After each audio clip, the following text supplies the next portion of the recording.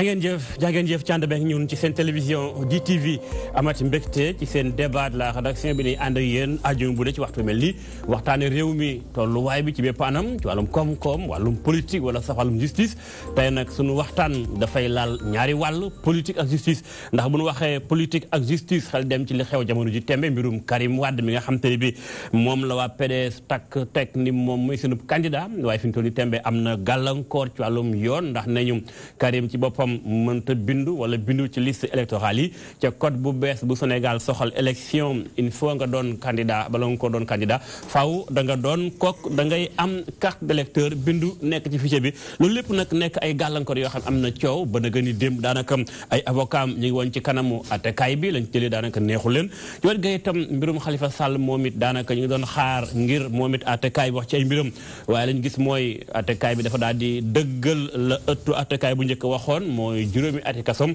waaye itam yokk sa fayee ko àllamaan loolu lépp mu jur coow lool yaakaar ñu ci lay yem tey sàng nii waxtu yu néew boobaak léegi président Macky Sall daal dinay xaatim décret bi nga xam te ni bi mooy jëlee Khalifa Sall député maire bi ci maire yi ba mu nekkoon ca bopp maire yi Ndakaaru kon loolu lépp dañ koy boole waxtaanee ko mu jur coow ci réew mi moo tax di TV di ànd ak yéen ndax day topp actualité bi ñuy am mbégte di ànd ak suñuy gan bokk na ca ku mel ni ki Balla Diop mi nga xam te ni bi chef de cabinet ministre de la justice la moom it bokk ci kàngam yi bokk ci parti APR Balla maa ngi lay nuyu bu baax.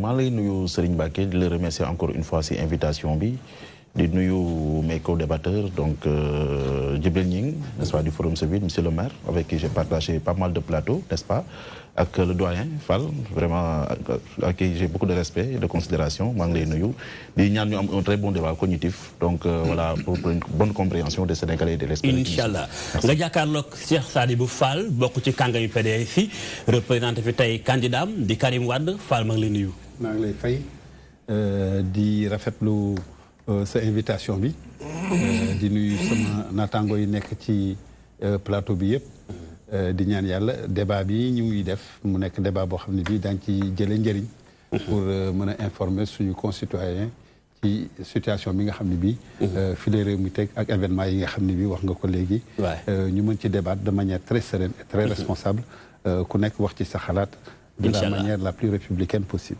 Inch'Allah ñu am tam ca wet ga ñi nga xam fëruñu fenn ci wàllum politique muy la société civile Djibril Gning bokk ci pacte kuréel la goo xam ne dafa ëmb organisation yi fërul fenn ci wàllum politique ngir élection yu leer tegu ci yoon ci biir Sénégal maa ngi lay nuyu bu baax Gning.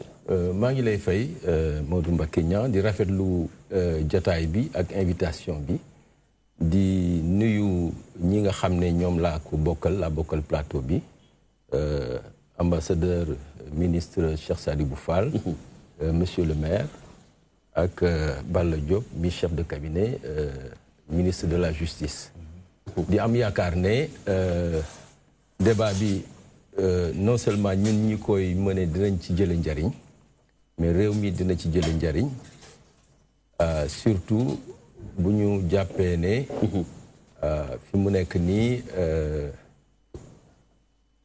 situation bi ñu nekk tembe waajal élection yi nekk na situation bu jafeñ waaw loolu sax moo tax plateau bi am incha allah boo xam ne jëflante bi dox diggante pouvoir bi ak opposition dalul xel trop voilà dañ ñoo léegi société civile dalul suñu xel waay dañ ñoo léegi incha allah dañ ko ci def ngir jàmm am dañ ñoo léegi incha allah ñu am tam ca wet ga ki fi représenté Khalifa Sall moom mi nga xam te ne ni mën a wax ni kon ba jusqu'à preuve du contraire ancien maire de Dakar ndax boobaak léegi le décret bi wàcc ma Diop ngay maire bu Grand Yoff nuyu naa la bu baax. waaw maa ngi lay nuyu grand. di nuyu sunu ñaari tonton Gning ak monsieur le ministre. di nuyu chef de cabinet ministre de la justice di ñaan yàlla débat bi yàlla na si yàlla def njëriñ. ñuy déglu am na si for loo xam ne dina jëm réew mi kanam. dañuy dem régime ndax laata dëkk de président Sall di wàcc am na lu nekkoon actualité démb kon Ndiaye ma nga fa woon reportage ñu wàcc plateau bi. cour d'appel bu Dakar daal dinay dëggal décision bi nga xamante ne nii tribunal correctionnel bu Ndakaaru joxe woon na ko ci mbirum Khalifa Sall maanaam maire bu Ndakaaru dana rek tëdd ci kaso bi lu toll ci juróomi atu kaso mu di ab décision boo xamante ne nii bettul défense bi.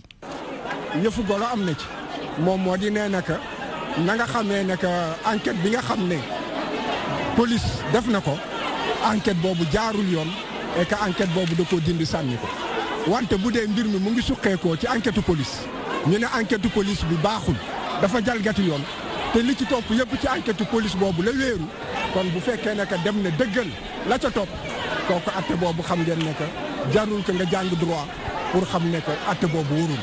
ci wàllu partie civile bi ñu jàpp ni décision bu ni mel am nañ ci mbégte maître Baboucar Cissé dafa jàpp ni culpabilité Khalifa Sall ak ay ñoñam amul benn lam-lame. cour d'appel dafa dëgëral loo xam ne premier juge yi waxoon nañ ko maanaam culpabilité Khalifa Ababacar Sall ak ñoñam yi pour faux usage de faux en écriture privée de commerce faux dans des documents administratifs ak escroquerie portant sur des deniers publics loolu moom kenn mënu ko teggi. avocat Khalifa Sall yi jàpp ni bile décision politique moom moo ko lal partie civile bi di weddi lu ni mel. léegi nag ñëpp réeré wuñu mbir ne que li nga xam ne que tey jii justice bi noonu lañ taxawee du pour atte dëgg pour peuple sénégalais justice bi toogul pour peuple sénégalais justice bi daf fi toog pour ay nit ñoo xam ne dañoo nekk ci nguur gi soxla nguur gi bëgg a jotaan nguur gi te ñu ngi jëm ci ay jongante képp koo xam ne que mën na leen jaaxal wala mën na leen sonal wala même mën na leen daan ci lamb bi ñu jëm ci justice bi la ñuy jël mbubboo ko pour que justice bi mën ko écarter ci élection yi.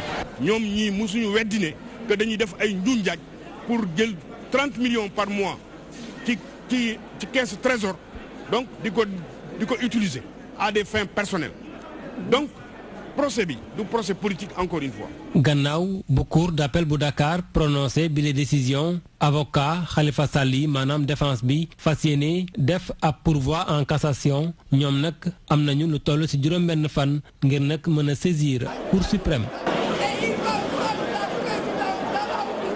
jaajëf Codé Ndiaye Madiop Diop yaa fi représenté Khalifa Sall nga bokk ci ñi ànd ak moom di ko jàppale xeex baa ngi tàmbali woon ci bëccëgub 22 février 2017 ba tey ñu ngi ci 31 août 2018 attaque weer li ngeen di xeex fa ngeen nekkoon bëggoon ñu dindi xëy na li ñu koy tuumaal faf ba neen mbir ñëwati encore bu muy décret présidentiel bi wàcc dindi Khalifa Sall ci bopp mairie Ndakaaru lu mu lay def en tant que ku jege Khalifa Sall trop ngeen nekkoon xeex boobu ak léegi. bon man dama rus dama triste quoi parce que actuellement dafa wane suñu réew ñu ko jiite ni ñu mel.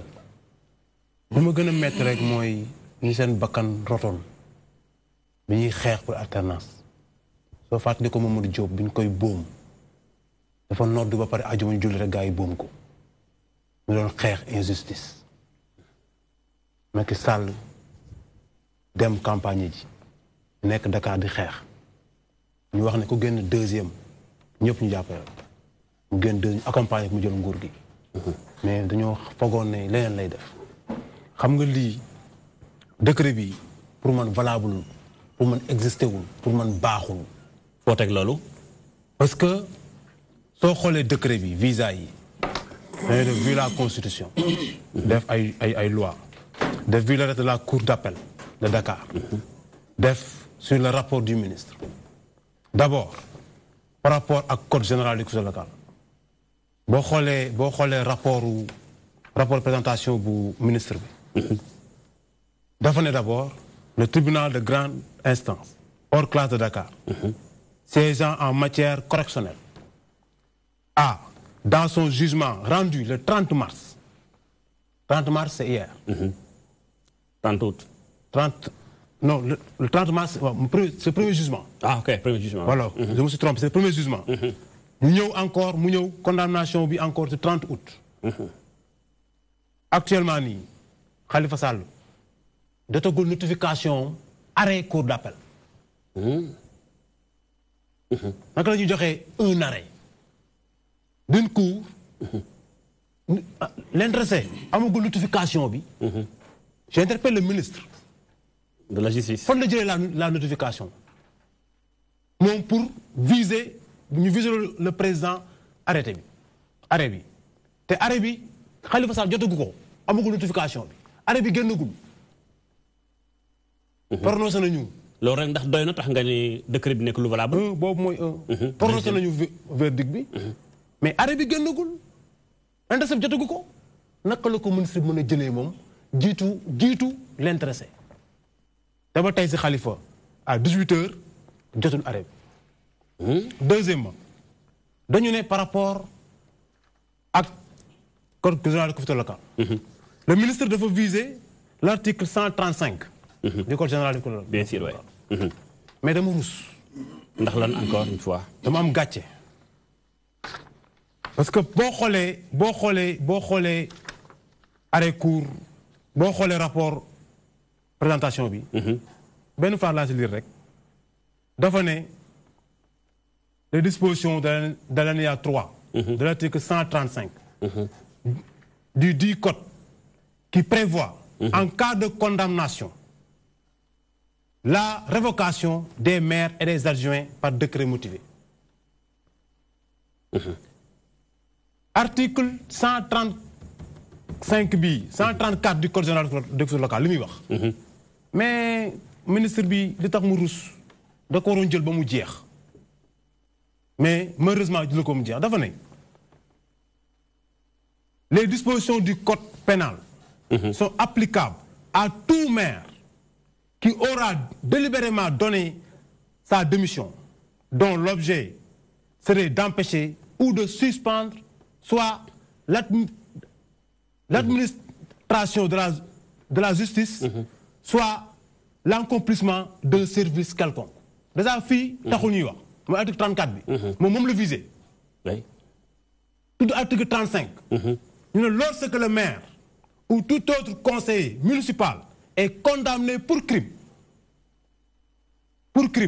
sa révocation est de droit. Khalifa, bonne chambre lañ ko jugé. Est-ce que chambre criminelle la? Le chambre criminelle. Pourquoi le ministre bi biaisé l'article 35 car contenu bi yëpp? C'est malhonnête. Je suis désolé mais c'est malhonnête. Pour man nit ak looy def su loolu suba da ngay dugg sa bàmmeel da fay fekk. Lii bettuñu parce que Macky a tenté à maintes reprises pour écraser Khalifa Sall. Mais benn mbir lay sant yàlla mooy heureusement ba Macky Sall yorul ruuwu Khalifa Sall. lu bëgg wax foofu. yorul ruuwam Khalifa tey mi ngi armée la tëdd. voilà ma Diop des te am naa yaakaar ne yàlla du ko may dogal boobu. voilà mu mel ni xeex bi gën na teel ñu ko waxee sàng décret bi yaa ngi indi argument di ko démonter point par point jàpp ni ni ñu ko sukkandikoo ci loi nga jàpp ni valable. Alors damay dem ci ki nga xam moo di Balla Diop juriste nga doon aussi chef de cabinet ministre de la justice garde des Sceaux monsieur Ismaïla Madior Fall nga bokk tam ci kànga yi nga parti APR. Alors ma Diop moom nee na décret président Sall bi pour dindi Khalifa Sall ci bopp mairie Ndakaaru nekkul décret bu jaax ci yoon valable. lu xew en tant que état justice bay def décret yoo xam kon valable par rapport ak kaawu Khalifa Sall lu xew politique moo ko lal wala yàkkamti la. waaw Modou Mbacké en fait je crois que explication yi peut-être ñi nga xamante ni jànguñu droit dina xaw compliqué si ñoom mais quelle que soit la complication je crois que bu ñu toogee expliquer leen nañ mën a comprendre parce que également droit tamit comme la constitution dafa doon loo xamante ni nit ku nekk war nga ko mën a approprier wu il faut juste ñu toog ak nit ñi waxtaan ak ñoom comme tabac yu mel ni expliquer leen ñu comprendre en réalité li monsieur le maire di wax ni décret du président de la République bi mu jël tey fondé wul en fait moom tegu ko sur benn base légale parce que en réalité première chose c'est-à-dire le projet de décret déjà jógewul ci ministère de la justice le projet de décret émane du ministère de la gouvernance territoriale du développement et de l'aménagement du territoire ça c'est le premier point à signaler parce que kooku également moom mooy tuteelu donc toutes les collectivités locales du Sénégal alors constitution moo ñu ne la constitution et le code général des collectivités territoriales charge le pouvoir exécutif d'assurer sous réserve du respect du principe de la libre administration des collectivités territoriales la mission régalienne du contrôle du bon fonctionnement des dites collectivités en vue de garantir le respect de la loi, l'unité de l'État et la protection de l'intérêt général sur l'ensemble du territoire. xam nga tey moom dafa évoquer benn affaire boo xamante ni waroon na sax véritablement ab njàqare bi mu koy évoqué parce que nee na arrêté bi déjà en attendant mooy ñëw si exposé des motifs du ministre des collectivités territoriales et le fondement juridique sur lequel le président de la République s'est basé pour prendre le décret moom dafa ne déjà arrêt bi notifié wuñ ko l'intéressé Khalifa Sall. mais ma loolu na wax. mais monsieur le maire bi cour de la CEDEAO jëlee un arrêt bi ñu doon condamné l'État du Sénégal à en tout cas donc payer 35 millions au requérant mooy bi ngeen demee boole État du Sénégal à la cour de la CEDEAO. mais jour bi cour CEDEAO jëlee décision ñu gis ko dans la presse mais ce même jour là si ngeen ñëw yéen saisir kii bi ne da ko war a appliquer. lu ngeen waxoon boobu yéen itam ngeen wax ni tamit ñun tam jotaguñu arrêté bi bu CEDEAO. waaw mais justement c'est-à-dire moom. li mu wax ni ngeen waxoon jamono boobu. waaw non mais xam nga moom dafa ne fi mu nekk nii Khalifa Sall jotul arrêté. jotul arrêt bi. mais il y a aucun texte qui dit que par exemple que ni pour nga mën a non c'est-à-dire c'est le juge également foofu c'est le juge Demba Kandji. et loolu également c'est un bon juriste. il doit attendre l'arrêt de la CEDEAO pour mën a xam lan na war a jël comme décision. et ça également un juriste un juge. loolu nañu xaar ci moom. mais je veux dire il y a aucune loi boo xamante ne dafay taxaw ne par exemple l'intéressé Khalifa Sall on doit lui notifier par exemple l'arrêt que après sur la base de cette notification là nañu président la war a jël telle ou telle décision bu fekkee par exemple il y a un texte de loi qui dit sors-moi ce texte de loi n'est-ce pas loolu mooy première chose. deuxième chose bi nga xamante ni moom na monsieur le maire donc. évoqué pour revenir donc sur kii bi mooy l'article 135 bi muy wax. en réalité l'article 135 comme vous le dites parle de crime c'est-à-dire l'article 135 nous dit que lorsque le maire ou tout autre conseil municipal est condamné pour crime sa révocation est de droit. am na après explication yu ñëw mais yooyu noonu peut-être je vais en faire l'économie. mais yéen li ngeen soulevé wul si li nga xamante moom le président de la République fondé wu sur la base du projet de décret qui lui a été proposé par le ministre des collectivités locales mooy l'article 140 de cette même loi numéro 213-10 portant code général des collectivités locales qui dit que sans que la liste soit limitative, les fautes énumérées ci-dessous peuvent entraîner l'application des dispositions de l'article 135 du code du présent code. Et là, ça, monsieur, exemple numéro 5, faux commis dans certains documents administratifs dans les feuilles de route et certificats visés.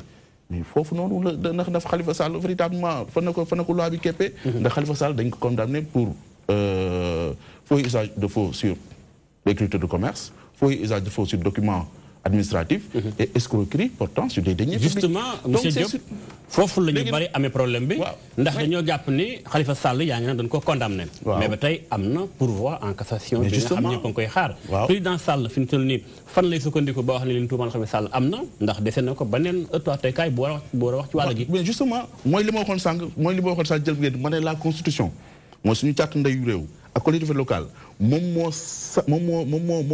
moo imposer les pouvoirs régaliens maanaam l'exécutif a veillé au bon fonctionnement des collectivités territoriales maanaam depuis un an mooy xoolam kon ci affaire Sénégal non depuis un an bu fekkee ñu ngi koy jéggiiru lu cassation léegi pour lan la Sénégal bu fekkee situation bi toll na fi. waaw mais cassation c'est-à-dire tey ñoom ils ont 6 jours pour faire recours pour faire un pourvoi en cassation c'est leur droit de faire un pourvoi en cassation mais li tax président de la République jël décret boobu mooy depuis un an pratiquement la mairie de Dakar est gérée par quelqu'un qui est en prison et gérée par procuration entre guillemets donc loolu dafay biaiser un peu le bon fonctionnement de l'institution et que l'exécutif a le devoir régalien de veiller au bon fonctionnement n'est-ce pas de l'institution municipale que constitue la mairie de Dakar. C'est sur cette base-là que le président de la République s'est fondé sur le projet de décret que le ministre des collectivités territoriales lui a proposé pour signer le décret donc révoquant le maire Khalifa Sall donc amul acharnement public et puis tout a été fondé sur une base légale véritablement très bien, en force de la constitution et de la du code des collectivités territoriales. bala may ñëw ci ñing Fall Sadibou naam ku ne am na sa problème bopp li naan ku ne sa mbirum bopp doy na la yéen yéen a ngi xeex ci mbirum Karim Wade mais tam du ñàkk nga am point de vue ci kaw Khalifa Sall bi nga xam te ne bi moo bees sàng ci ngoon ak décret président Macky Sall bi koy jëlee ci bopp mairie Ndakaaru fekk na xeex bi moo doon moom Khalifa dañ ko génne fi mu nekk nañ ko jàppee de pôle ak yoon yow jàngat boo am tey bi mbir mi accès fii ba nga xam kon Khalifa léegi ñu ngi wax naan moo nekkoon meeru Ndakaaru ak situation bi. waaw man maa ngi d'abord marqué ma solidarité avec le maire de Dakar, Khalifa Sall, parce que moi, je suis maire. Ouais. J'étais maire en 96 au Point E. Ouais. On était dans l'opposition et j'ai été adjoint au maire de Dakar. Donc, situation bi mu nek na situation boo xam ne bii ni ko maire yi nekk ci àddina bi yëpp soutenir, je crois que on lui doit quand même ce soutien-là et lui dire notre solidarité par rapport à ce problème. Moi, j'ai un problème par rapport à ce qui a été dit tout à l'heure. Parce que yoon dafa wax ni may nuyu aussi le ministre de la Justice que je connais bien parce que je suis membre de cette famille. Je suis expert judiciaire depuis plus de 25 ans. Donc je travaille bien et membre de l'ordre des experts. Donc xam naa ko bu baax xam naa xarañam. xam naa ni liggéey bu muy liggéey bu jafe la. Mais li ñu wax léegi dafa am loo xam ne bii man daf ma ci xaw a jaaxal.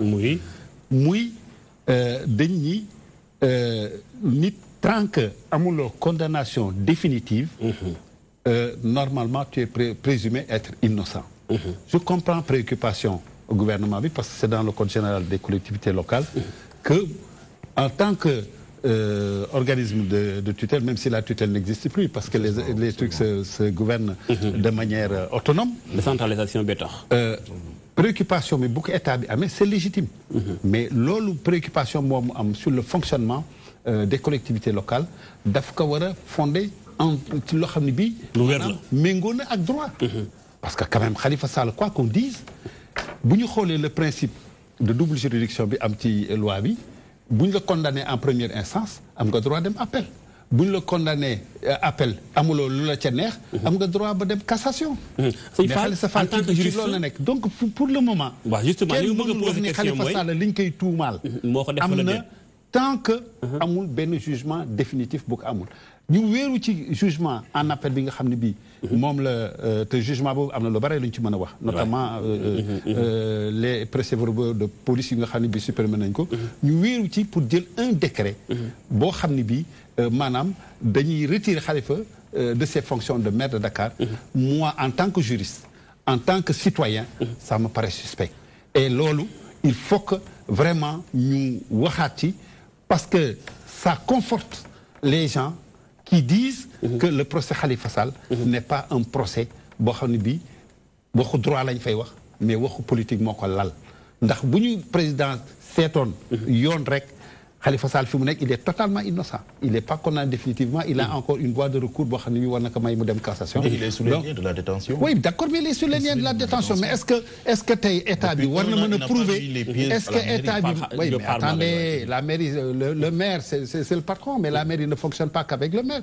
Est-ce que tey war nañu mën a état bi mën na prouver que ni l'absence de Khalifa Sall nuit au bon fonctionnement de la mairie de Dakar. Pour dem ci njëg Sëñ Fall donc Khalifa li ñu def nii tey defe naa ni prouvé na ni fi mu nekk nii daal état bi day doxal lu nga xam ne bi moom ay intérêt politique am la jiital mais pas intérêt collectivité locale bi nga xam ne mooy mairie de Dakar ak ñi nga xam ne bi mooy intérêt citoyen yi pour la libre administration de leur collectivité locale. loolu ndax da ngay bokk même point de vue ak Madiop Diop mi jàpp ni décret président Sall bim décret illégal la par rapport li nga évoqué sàng ni que ni Khalifa ba tey am na possibilité dem cassation ci li fekk demagoo ban condamné définitivement dañ lay wax ni amagul lu wóor que ni lay tuumal yaa ko def décret bi ñëw da ngay gëm ni en tant que juriste de formation moo tax may wax ndax gëm nga ni décret bu illégal. mais les praticiens du droit yi nga xam ne ñoo nekk autour de Khalifa Sall. war nañu xam ni un acte administratif bu ñu ko jëlee c'est un acte qui est susceptible de recours pour excès de pouvoir mën nañ ko attaquer sur ce champ-là parce que lii président def nii tey mën nañ ko considérer comme excès de pouvoir parce que li nga xam ne bii yoon daf ko jox ci pouvoir pour mën a agir au niveau des collectivités locales daf ko maanaam jéggi def li nga xam ne bii moom mooy intérêt politique am moo di éliminer Khalifa Sall de la mairie de Dakar pour achever l'œuvre qui a été commencée depuis longtemps qui est une œuvre de déstabilisation parce que Khalifa Sall tey man wax naa ko li may wax lu leer la loo xam ne bii aw ma dara lu ma ciy tiit. oui bu fekkoon Khalifa Sall ca njëlbeen bi mi ngi ci gannaaw Tanor. Tanor nekk ci gannaaw Macky Sall. tey Khalifa Sall kenn du ko inquiété. voilà loolu mooy problème bi yëpp. merci beaucoup Fall Njing yéen ñi nga xam paru leen fenn ci wàllum politique dañu fi nekk askan wi ñu di woy la société civile. ndax bi nga gisee mbir yi ni mu demee yaa ngi doon observé mbir depuis le début ci kaw Karim Wade kaw Khalifa Sall mais ci kaw Khalifa Sall bi nekk tey nii jàngat boo am par rapport ak fi mu daanu si ndax daanaka attaqué weer rek léegi dégg nga li xew nii yéen ñi nga xam da ngeen di observer jàpp ni dal ak jàmm war nañ ci Sénégal situation bi jàngat bi ngeen ci def. jërëjëf jàngat bi ñu ci def ñun mooy que dañu jàpp ne Sénégal comme réew ñi mel ni moom en Afrique dañu nekk ci situation boo xam ne situation transition politique la maanaam dañu jóge depuis indépendance yi ci démocratie formelle. Démocratie formelle mooy nga am drapeau am hymne di def ay élections chaque année et cetera. am assemblée nationale am gouvernement am ministère justice et cetera les institutions. dañu jóge ci démocratie formelle war a dem ci société démocratique maanaam ay réew yoo xam ne seen lépp démocratie la. yu lalu ci état de droit. diggante boobu mën nañu wax ne mat na 5 décennies. maanaam 50 ans. wala lu ko ëpp juróom fukki at. yoo xam ne ñu ngi ciy ñett yi suñu réew yi mais mënuñu fexe ba émerger génn ci transition politique boobu. or transition politique boobu dafa am yu am solo yoo xam ne li fi ak suñu réew yi saafara wuñu ko. indiwuñ ci ay politique yu leer amuñ ci taxawaay yu leer duñu ci mën a génn. mooy bonne gouvernance gouvernance boo xam ne dafa lalu ci éthique. lalu ci justice sociale. une justice indépendante. yooyu état de droit dafa am solo ci transition yoo xam pour yow Sénégal loolu fi manqué. maa ngi ñëw loolu laa lay wax alors boo gisee donc dossier politico-judiciaire yi ni muy demee. dossier Karim Wade dinañ ci yow certainement. ak dossier Khalifa Sall. alors yaakaar bi nga doon am ne suñu réew yi danañu génn ci situation boobu. ndax danañu jiital transparence ah. ak reddition des comptes ci la bokk. hein. redevabilité ci la bokk également ci transition yi. mais day fekk nga def ko ni nga ko war a defee maanaam yemale ñëpp. booy envoyé inspecteur d'État yi nga envoyé leen ci ñëpp. ñu saytu compte yi bu dossier yi ñëwee nga yóbbu dossier justice te nañ yëpp jàll. ndax loolu mooy le cas au Sénégal. mooy le cas ñun bu ñu constaté société civile ñii fii inspecteur d'État yi ni ñuy inspecté. ñuy càmbar. Cour des comptes et cetera bëri na mais dañuy seppi ay dossiers di ko yóbbu à la justice.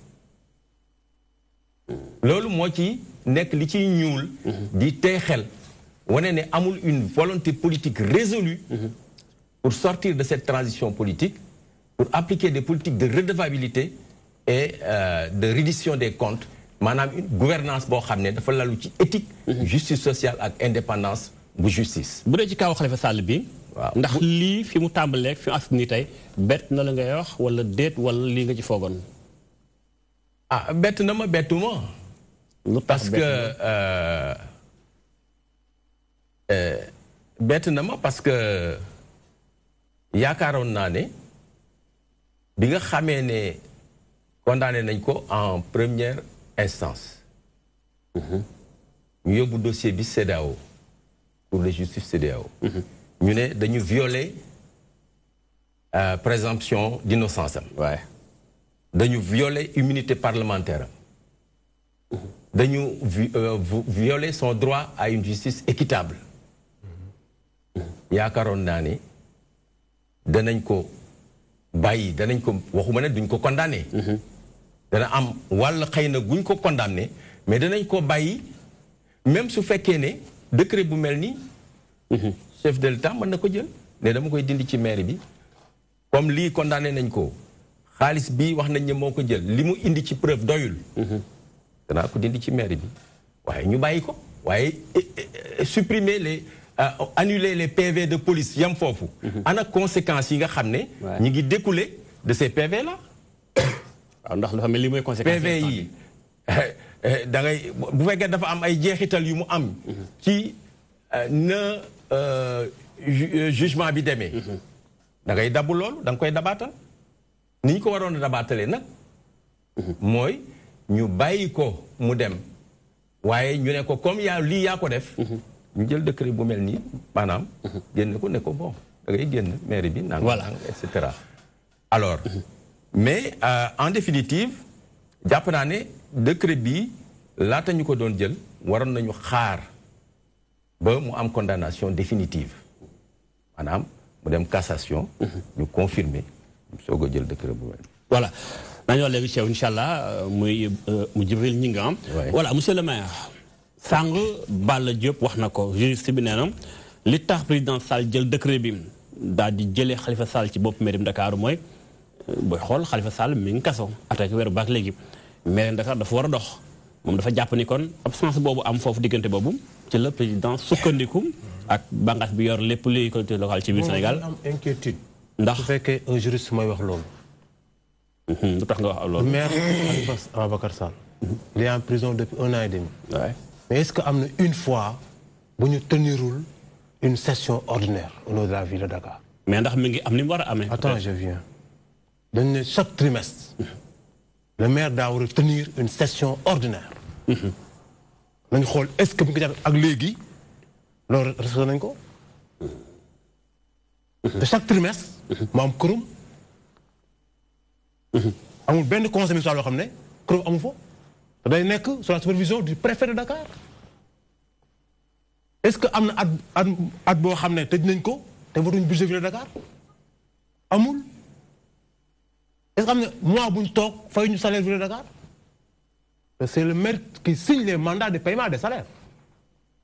waxu caaxaan la. ah bon waxu tappale la. gis nga réew mi. buñ ko caaxaanee. ñi ñu jiite nañ am fulaak fayda doxal réew mi. caaxaane ko mooy defoo yoon. non attends rek teggi sa ndoom ba xam nga yoo xam ne dafa leer. lu ñuy wax dafa leer daa am yoo xam ne bu manqué si mairie bi. war nañu sanctionner le maire. ñu doon wax yëpp mi ngi am. am na ay maire yoo xam ne ñu ngi si biti. du ñu am quorum Talla Sylla. ah bon Thiès. am na budget boo xam ne préfet moo approuvé préfet moo ko def budget parce que amul quorum. dégg nga doon coow loolu. pourquoi dinduñ ko si mairie bi bu boo gën a garaaw. mais yow nga nekk prison. sa conseil di fonctionner 5 sur 5. war a xam ne conseil bi nga yore dañuy xam ne Dakar moo leen fal. beneen bi par rapport ak jugement bi man jàpp naa ne d'accord ma si baaxul. xam nga lu tax. lu tax. gis nga par rapport ak li ñu jàppee Khalifa xam nga dafa wax na sànq ne. faux commis pour dans certains documents et cetera. Article 140. voilà donc je vois mi ngi nii maa ngi ko tiim. ci 8 points yi yëpp benn point la soulevé mu ne boobu la. lu war na loolu c'est faux. dañu ne Khalifa dafa def faux usage de faux. waaye ci 1,8 milliard. premier jugement bi mooy 30 mars bi. PV bi nga xamante ne moom la Kandji annulé. si base PV boobu lañ doon posé ñoom Khalifa ay questions. ñu annulé ko. ñun ñu d'accord ñu waxoon Lamarne ne ko PV bi baaxul. Lamarne da ko yóbbu si fond bi. ñu dem si fond bi mu esquivé ko. kon boo annulé PV boobu lu fay des. parce que PV boobu lépp sa reposé wu. deuxièmement ñu ne si des factures de faux usage de faux.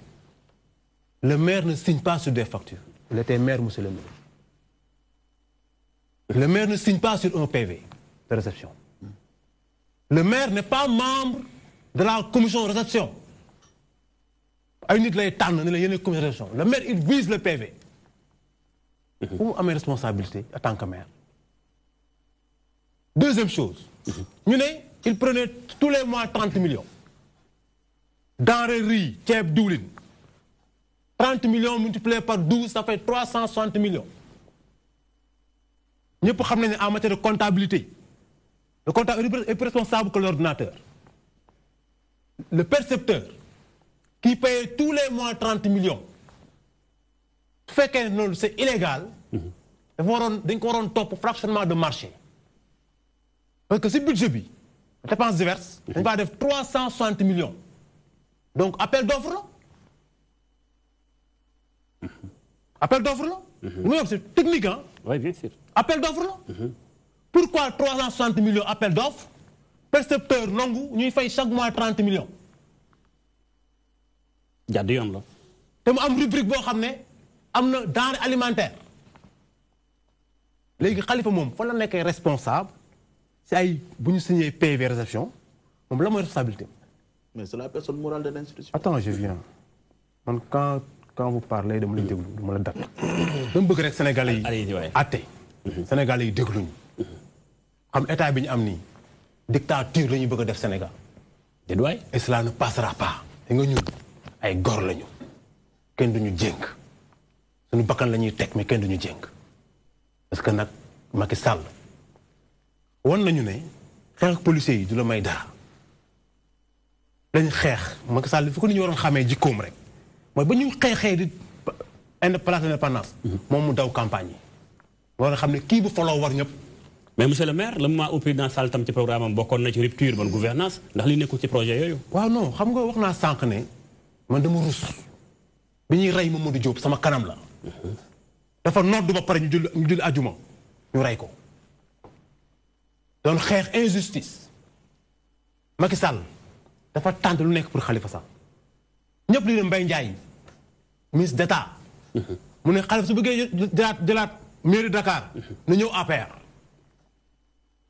Khalifa Sall bàyyi leen fa def outil am Khalifa Sall falu emprunt obligataire de 20 milliards Macky Sall bloqué ko ñu ñëw au conseil des collectivités territoriales ñu samp seen candidat Dakar Khalifa Sall daan ko mu jël Khalifa Sall yóbbu ko kaso te rapport IGE bi yóbbu Khalifa Sall kaso dans les normes dañu war a topp Macky Sall si yoon parce que rapport bi dañ ko waroon déclassifier avant ñu koy jox kenn mu koy xool rapport bi secret la kenn amul droit yor ko dañ ko jox ay juge amuñ droit téye rapport bi dañ ko déclassifier ba pare doo ko jël est-ce que am na déclassification amul Khalifa Sall jël Macky Sall jël ko si kaso bi te parce que pendant 1 an 6 mois gis Khalifa Sall mi ngi si kaso bi di liggéey li muy liggéey mu ne kii li ma ko teg doyagul parce que ba léegi mi ngi si jàmm léegi bàyyil ma ñëw doggali ko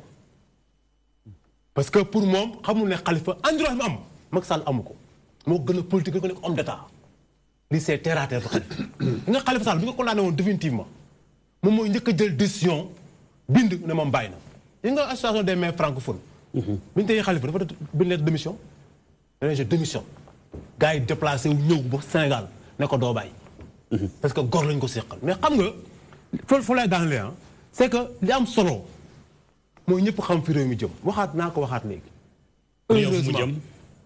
heureusement ba Macky Sall yàlla joxu ko ruu Khalifa Sall day sant yàlla ba bu yoroon ruu Khalifa Sall tey Khalifa ngi armée la tëdd voilà ma Diop naa ñoo leen ci yow incha allah monsieur le juriste Balla Diop ndax buñ digloo li Khalifa wax diglu maanaam Khalifa sax li non Khalifa la waaw ba tey li Khalifa wax ndax yaa ko fi nekkal ba dee ak diglu aussi li mu wax moom itam en tant que juriste monsieur Fall Sadibou nga diglu ki farul fenn ci politique li mu wax ndax nekkul ni dafa mel ni yéen waa pouvoir wala waa Benno Bokk Yaakaar seen bëgg-bëgg rek moo doon teg loxo ci mairie bu Ndakaaru bi bu ñu sukkandikoo ci argument yi nga xam moo fi gën a guñ ci table bi ndax fekkente ni da ngeen dem élection Khalifa Sall leen galgal yi ngeen di ko dugal boobaak léegi ñu jàpp ko tuumaal ko te pourtant ñu bari ni ay rapport mi ngi fi woon ngeen teg leen li yóbbu yenn yi ni mu ko waxee sànq moom monsieur Gningue ñu jóge ca ni ko juriste bi waxee tam sànq en tant que juriste mu ni Khalifa Sall dafa am droit ci dem cassation ci li fekk defoo ban condamné définitivement amaguloo lu wóor que ni kii def na lu tax yàkkamte bi ak patamee mbaa nekkut ku ñu jëndëm ngay soccoo tànku liir finalement. waaw Modou Mbacké xam nga d'abord tout à l'heure bi nga posé la question à monsieur le ministre à savoir ndax décret bi président de la République jël légal na ou légalul parce que c'était une question fermée. Une question fermée, d'habitude, ça se répond par ça répond par une réponse fermée. Mais recours pour excès de pouvoir, etc., donc n'a évoqué, mais il n'a pas dit oui ou non que le décret est légal ou bien est illégal. C'est-à-dire, il y a un décret du président de la République. Il y a une politique, def subversion ou bien def machination etc. mais c'est un décret boo xamante ni dafa am fondement légal de par la constitution et de par le code général des collectivités territoriales. Avant may ñëw si sa question monsieur le maire, bon je crois que bu ñu jëlee les populations de Dakar bu ñu jëlee Khalifa Sall def ko maire de la ville de Dakar, moi je crois que bu fekkee am na 1 centime boo xamante dafay génn si conseil municipal bi en tout cas si municipalité bi si mairie bi di dem feneen war na mën a xam véritablement où va cet argent là. C'est-à-dire je peux pas comprendre tey ñu ne loolu noonu les 30 millions yi nga xamante ni mooy génn te GIE tabaar boobu noonu ngeen ko daan dugal ne ay denrées alimentaires du mil et du riz boo xam kenn mësu ko gis mais loolu noonu mais où est passé cet argent là alors de 1 milliard 800 millions Khalifa Sall en ces 5 ans là peut ne pas être comptable de cet acte là kooku kenn mënu ko dénier véritablement parce que dañ ko fal maire de Dakar pour que véritablement mu liggéeyal waa Dakar mais également muy saytu xaalisu waa Dakar. Et l'autre chose il n'est pas dit que le conseil municipal mu ngi réunir régulièrement que véritablement liggéey bi nga xamante ne maire war na ko def liggéey boobu mu ngi dox si dëkk bi. Est-ce que les populations actuellement sentent leur maire? Est-ce que les populations véritablement voient que leur maire est en train de faire des réalisations pour elle, etc. Tout ça sont des questions yi nga xamante ne peut-être ni ñun ak yow ay réactions subjectives na ci am mais sont les populations dakaroises yu mën a am ay réponses objectives. Maintenant pour revenir à votre question Modou Mbacké,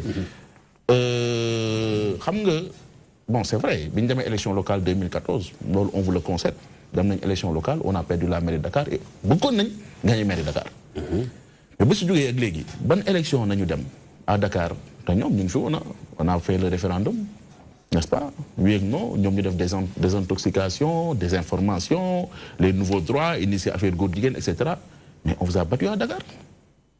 Et tant d'autres élections yoo xamante ni véritablement am na fi après élection locale depuis élection locale pratiquement amul benn élection boo xamante ni am na à Dakar boo xamante ni la coalition Taxawu Dakar n'est-ce pas inquiété na la coalition Benno Bokk Yaakaar. comme ban n'est-ce pas non référendum bi comme exemple. non bëgguma suñu taxaw ci élection yi mais dama bëgg directement ci affaire bi avec la ji mooy. waaw consultation la mais.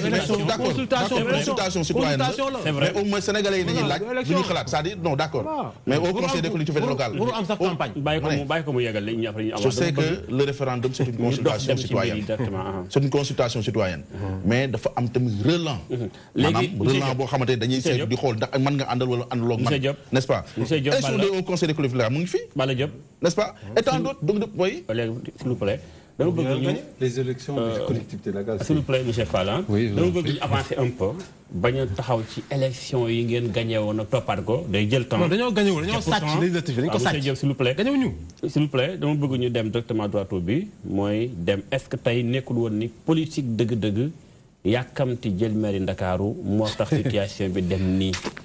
mais du tout parce que comme ni nga ko la waxee Serigne Mbacké président de la République l'exécutif d'une manière générale incarné par le président de la République qui est la clé de voûte des institutions qui est la personne morale de l'exécutif moom na constitution ne moom moo war a xool le bon fonctionnement des collectivités territoriales bu toogee ba apprécier parce que également au niveau de la loi pour également revenir faire un petit step back il y a pas benn prescription loi bu naan par exemple il faut que ñu xaar condamnation définitive pour que véritablement président de la République war a mën a jël telle ou telle décision visant à révoquer tel ou tel maire. Il n'y a aucune loi qui le dit, il n'y a aucun règlement qui le dit. Donc, mais si, condamnation définitive. C'est le président qui va baser pour mën a jël mais amul dara lu ko wax. Donc le président n'est pas confiné. Maintenant, le président de la République, de par les informations qu'il reçoit, vous voyez par exemple, au niveau de telle municipalité, au niveau de tel conseil municipal, dans le territoire sénégalais, il y a problème de fonctionnement, ou bien il y a problème en tout cas tel ou tel. Mais c'est son devoir, c'est son pouvoir discrétionnaire de prendre une décision visant à révoquer le maire et en le basant sur des textes yoo xamante ne code des collectivités territoriales moo ko jox. D'où l'article 140 alinéa 5 du code des collectivités territoriales si na basé wu véritablement jël décision bi. warul mën a xaar véritablement pourvoi en cassation pour mën a jël définition définitive. dafa am sàng lu mu évoqué mooy par rapport ak mbirum Khalifa Sall bu fekkee dañu annulé PV bi. ci procédure ba. ñu demaat CEDEAO gisoon ni doxin bi awul ci yoon ba ngi waroon a fay état bu Sénégal 35 millions nga war a ko jox Khalifa Sall loolu lépp bu amee ay manquement am ci début enquête bi requérant waaw yooyu yëpp am bu nga ñëwaatee tey daal di koy delluwaat njettaat encore cam desa beneen porox ndollu tey bu doon cassation tey ñu ne Khalifa Sall kët li mu wax dëgg deful dara kon tey nu muy demee tey ci seen côté wala da ngeen a am leer que ni cassation du kase dara. non non non c'est-à-dire tey bu ñu demoon cassation également décision bi nga xamante cour de cassation jël na ko. mais décision boo xam dañ koy respecté la. mais pourquoi anticipation bi. non mais moom laa la wax parce que le président n'est pas confiné encore une fois Serigne Mbacké te gis nga en droit il y a deux sortes de nullité. Il y a la nullité absolue mais également il y a la nullité relative. Il n'est pas dit que par exemple dans des PV il y a nullité automatiquement que tout le processus doit tomber à l'eau, doit fondre comme du beurre sous le soleil. Mais vous faites qu'on démène non, mais quand en prison, mais tous les prisonniers seront libérés. Parce que en réalité, non, je sais que monsieur le maire,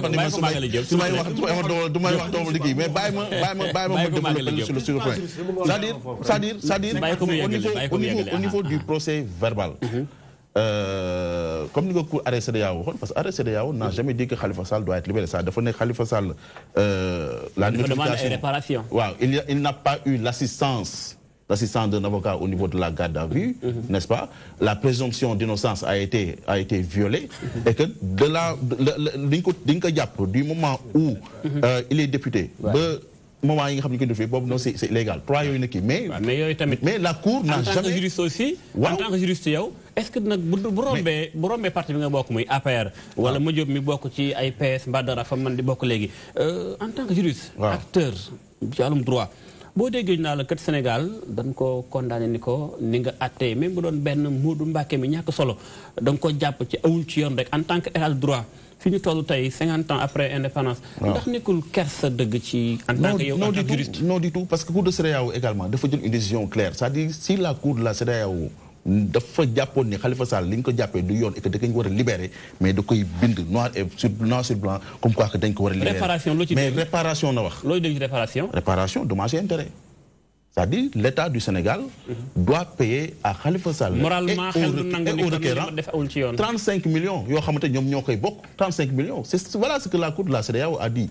Mais aucunement que l'État du Sénégal, ou en tout cas la justice sénégalaise, doit libérer Khalifa Sall sur cette affaire-là. Voilà, dañu waat léegi ci wàll gi waa régie xam ngeen tey suñu émission dafa bari ñaari cas le cas muy Khalifa ak Karim Wade.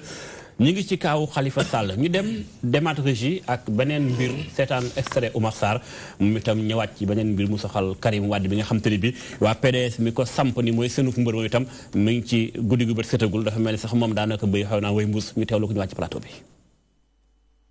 seen décision bi décision Macky Sall bi mu woowee Cour suprême décision bi mënul yàq loolu mënul xajamal candidature à l'élection présidentielle donc nous daanu continuer sunu xeex parce que bon loi bi ñoom duñuy xam ne loi bi wax na ni même soo inscrire sur la liste électorale mën nga nekk candidat à l'élection présidentielle donc wax nañu ko waxaat ko jox nañu article yi avocats yi daan def conférence de presse ñun daan def conférence de presse lii dana tax rek ñëpp xam am nañu yaakaaroon ni Macky Sall du egg si bay fii waaw moom mooy déclaration guerre rek moom mooy wax bi sànq parce que ñun bon man xamoon naa ni dina egg si fii man personnellement xamoon naa ko am na ay responsable yoo xam ne xamoon nañu ko Karim Meïssa Wade xamoon nañu bu baax ni suñu egg si fii du mun a am ndam fii ñoom ñoo xamoon nañu ko loolu xam rek mais nag il faut que ñëpp xamandoo ko léegi ñëpp xam nañu ni ak Macky Sall dara mënul beneen ndam mënul am ci côté judiciaire nag beneen côté rek côté politique bi moom nu mën a am ndam côté politique bi mooy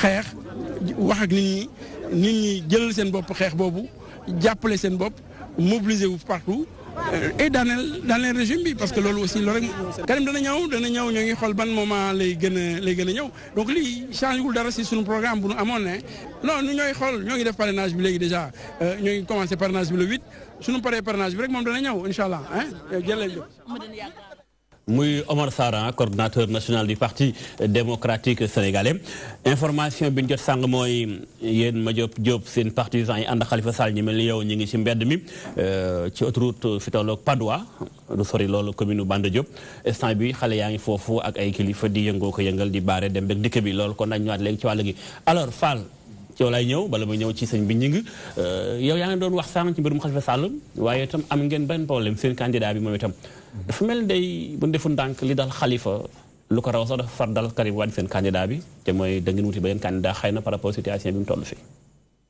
waaw dama bëggoon bala may egsi ci dossier Karim Wade waay am tuuti lu ma tontu sama jeune frère. ci wala sama neveu.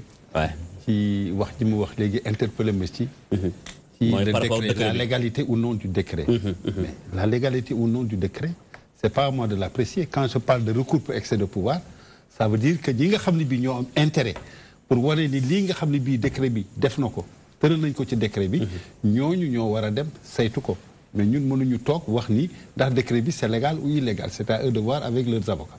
La deuxième chose dafa wax ni état bi bu constater que ni population yi satisfaire ñu ci li nga xam ne bii noonu lay collectivité locale bi doxee. Mais ce que j'ai dit, c'est pas que l'État a constaté. Attends, je vais terminer. Je voudrais savoir sur quels critères. Il y a une base. L'État bi dina sonder population bi. Et est-ce que gis nañu ay manifestations de révolte par rapport à Khalifa Sall bien qu'il soit en prison pour wax ni muy doxalee dëkk bi du jaarul yoon. Et troisième chose bi moo di nu mu tëddee ci mbirum CEDEAO bi ñu wax mbirum CEDEAO bi mais la Sénégal moo jël une partie de sa souveraineté délégué ko CEDEAO ba ñu yóbbu fa benn juge boo xam ni juge sénégalais la ñooñu bu ñu demee ba jël décision mais décision boobu état du Sénégal waru sax xaar ñu koy soññ pour mu appliquer ko. Mais bonne décision là, c'est quoi la décision? La décision c'est que la cour de la CEDEAO dafa constater ni droit yi nga xam ne bii moo fondé ak action yi nga xam ne bii ci procédure bi yëpp moo fondé condamnation Khalifa Sall maanaam jaarul ak yoon moo di d'abord le droit à être assisté par un avocat le respect de son immunité parlementaire tout le monde sait que immunité parlementaire bi état bi dafa jëkk ko contesté ni amul immunité parlementaire ñu dem ba ci biir ñu dellu siwaat nii am nañu ñi ngi demaat léegi pour lever immunité parlementaire loolu rek un état non mais là c'est les constats mais c'est quoi la conclusion que la cour a prise la décision un état qui se respecte ne devrait pas procéder ainsi. Voilà. Tu vois. Donc tolof yi ñu wax yépp mu jëmale ko pour fonder la condamnation de Khalifa Sall mais waroon na tax rek procédure ñu annulé ko. Et troisièmement, on disait tout à l'heure et je vais terminer par là sur ce dossier moo di dañ ni Khalifa Sall il n'a pas été effectivement condamné définitivement donc il est présumé innocent. Léegi ñoom ñu jëkkonte dem jël benn décret pour révoquer ko en tant que maire. Mais demain bu ñu demee cour de cassation annuler jugement bi nan la ñuy def pour respecter les droits de Khalifa Sall et les réinstaller à la mairie. Ça va être un cas d'école que le pouvoir n'a pas sur lequel le pouvoir n'a pas réfléchi. Donc ça montre la précipitation bi nga xam ni moom le pouvoir nga am pour régler les comptes de Khalifa Sall et c'est pareil pour Karim. Justement. J'en viens à l'histoire de Karim. Moi j'étais dans la salle d'audience l'autre jour à la cour de cassation. Mais je crois que procureur de la République souvent dañ koy taxé que ni day ànd ak maanaam pouvoir bi. Mais keroog l'avocat général li mu wax réglé woon na la question de Karim Wade. lu mu wax. Avocat général bi def ni tribunal d'instance bi nga xam ne bii moom moo annulé moom moo déclaré wu incompétent. waru ko woon def parce que dañ ko basé sur un problème de domicile ou de je ne sais pas de résidence. Mais ñoom bi ñuy signifié Karim Wade que ni il se déclare incompétent. Mais adresse bi ñu maanaam. bi ñu yóbbu seen lettre bi ñu yóbbu seen lettre. mais adresse su point la. te ñoom dañ ne Karim Wade dafa war a dellu woon ci autorité consulaire. man j'ai été ambassadeur je sais. am adresse exacte. consulaire bi nga xam ne moo waroon jël pour prendre foofu. Karim Wade est régulièrement domicilié au point et c'est là où ils lui ont adressé la lettre. Donc déjà c'est un premier problème. Deuxièmement mu ni leen mais droit yi nga xam ne bii. da ngeen wax ni Karim Wade warul inscrire. mais droit yooyu dama bëgg ngeen wax mi fan ngeen ko teg ba noppi soññ les juges de la cour de cassation ni leen. bu fekkee ni da ngeen bëgg a doxal yoon Karim Wade bii da ngeen ko war a delloo non seulement son droit à être inscrit sur les listes électorales. ba noppi bàyyi ko mu nekk éligible. mais bi loolu amee lan moo ci topp. dañuy jékki-jékki. ñu ne délibéré bi boo xam ne mënoon ko rendre sur le champ parce que c'est le procureur général l'avocat général ñu renvoyé ko ba 17h 17h ñëw ñu war a joxe verdict bi ñu tëj tribunal bi ni kenn du dugg tëj tribunal bi ni kenn du dugg ba joxe seen verdict ba noppi dem régler seen affaire de nuit bi te nii léegi ñoom il se déclare incompétent loolu mooy boo demee ba jaaxle ci dossier boo xam ni ki nga xam ne bii normalement moo daan défendre say droits wax na leen ni nga jaarale du yoon mu wax la ni la wëlbatil yoon bi kii nga xam ne bii moom ngeen bëgg condamné bàyyi leen ko parce que ay droit am da ngeen ko bafoué mais nga tëj sa tribunal ni man daal je me déclare incompétent problème bu ñu la ko dénkee boo demee ba jaaxle looy def ni sama yoon nekku ci loolu mooy problème bi tey léegi yéen PDS lu ngeen jàpp gis nga moo problème mu Khalifa Sall ñoo yem c'est un problème politique les artifices juridiques que l'État utilise mais c'est un plan qui a été mis en place depuis très longtemps parce que le président Macky Sall aujourd'hui ne veut pas avoir d'adversaire devant lui loolu c'est son problème. Pourtant ñoom dañuy wax tout le temps ni Karim Wade tiitalu leen Khalifa Sall tiitalu leen ndax Karim Wade kaw Karim Wade fii mu nekkoon muy point E boobu nga nekkoon maire bu ñu demee fa la ñu dem ci Diamniadio réunir seen ay ñooñ toog di fecc ki tëb te sénégalais ay ndox maa ngi la ngi rey baykat yaa ngi jooy école bi kenn xamul fu ñu jëm situation dëkk bi nekk situation bu délétère non dama lay wax rek président taxaw di fecc ak di xaw ma nu mu demee mais ça veut dire que ñoom situation sénégalais yi préoccupé leen li leen préoccupé fi mu nekk nii moo di nan la ñuy def ba Macky Sall am deuxième mandat te gis nga nag fecc boobu du fecc satisfaction de xam nga feccu lan la moo di jaaxale parce que information yi leen di parvenir wane di tey Macky Sall est devenu extrêmement impopulaire au Sénégal et qui risque de il va être battu et il risque même pas d'aller au deuxième tour moo tax ñu bëgg dugg ci xelu sénégalais yi ni fi mu nekk ñoom ñoo yore yëf yi que ñëpp moom la ñu àndal pour que Sénégalais yi soit ñu toog bu ñu bés boo tax du ñu wote wala ñu détourner seen attention ci activité pays merci beaucoup Fall bala may dem ci Diop juriste bi Balla damay ñëw ci société civile bi nga xam ñoom faruñu fenn ba tey ci kaawu Khalifa Sall am na loo joxewoon comme ça avis mais ci kaawu Karim Wade je pense que sax bokk nga ci expert ci wàllum élection ci biir Sénégal nga bokk ci GRADEC juridiquement parlant ci code électoral bu Sénégal ndax jàpp nga ni Karim Wade ci boppam buñ ko génnee ni ko bind wa ci liste yi ci code bi ndax normal na légal na wala def mel ni comme décret bi nga gis sàng ne jërëjëf maa ngi ñëw ci loolu léegi waaye dama bëgg a dolli tuuti ci li Diop doon wax Balla Diop waxoon léegi ne cour CEDEAO bi jëlul benn waxul ne ñu libéré Khalifa Sall wax na dëgg parce que cour CEDEAO bi mënu ko woon jël mënul woon wax loolu. mais pourtant sur l'affaire maa ngi ñëw waaw les gens le citent souvent. non mais c'est la vérité. Non, j'arrive pour dire je vais sortir l'argument. L'argument c'est qu'il y a des cours yoo xam ne comme la Cour européenne des droits de l'homme c'est des cours liés par le principe de la subsidiarité. C'est-à-dire tant que au plan interne la procédure n'est pas terminée, vous ne pouvez pas saisir la Cour qui se prononce. Alors, ce n'est pas le cas de la CEDEAO. La CEDEAO, pendant que la procédure interne est en cours, mën nga ko saisir. Mais eux, effectivement, ils prennent la précaution, sachant que la procédure interne est en cours, ils ne disent pas libérez-la. Ils ne peuvent pas. Non, je viens. Je ne sais pas pourquoi ils l'ont fait sur l'affaire Tandian. Non, je pose... C'est parce que là-bas, ils ont jugé de dire... J'arrive. Je pense que loolu xam naa dana doon beneen débat. Mais dañ ci daane rapidement ñu dem ci mbir yi. Maintenant, pour cas wu Karim, alors, ñaar moo mënoon tax ñu ne mënul bindu ci liste électorale yi. ñaar yi ban ak ban la. ndax code électoral bi dafa leer nañ. C'est-à-dire dañu wax ne son électeur ñi mën a nekk électeur dañu wax ne ñetti mandarga yii la maanaam da ngay nekk góor wala jigéen boo xam ne matal nga sa fukki at ak juróom ñett 18 ans révolu alors beneen bi mooy que amuloo benn incapacité boo xam ne loi bi wax na ko alors beneen bi mooy amuloo benn kile. peut-être casier judiciaire. gàllankoor amuloo benn gàllankoor. Voilà. Donc voilà perdruloo sa droits civils et politiques. justement ñett yooyu la. mooy sa casier judiciaire bi nga xam ne dafa war a voilà ñett yooyu la. Or dans le cas de Karim bu dee loolu la ñu jël bu dee foofu la ñu taxaw. Dans le jugement qui a été rendu. dañu ne il n'a pas perdu ses droits civils et politiques. te yaakaar na yeneen ñaar yi. ñett yi ma wax yeneen ñaar yi. terewu ko aussi mu mën a bindu. donc on peut le considérer boo jëlee article 27 d'ailleurs je donne l'article du code électoral. L27. loolu la wax kon Karim électeur la. Karim électeur la waaw.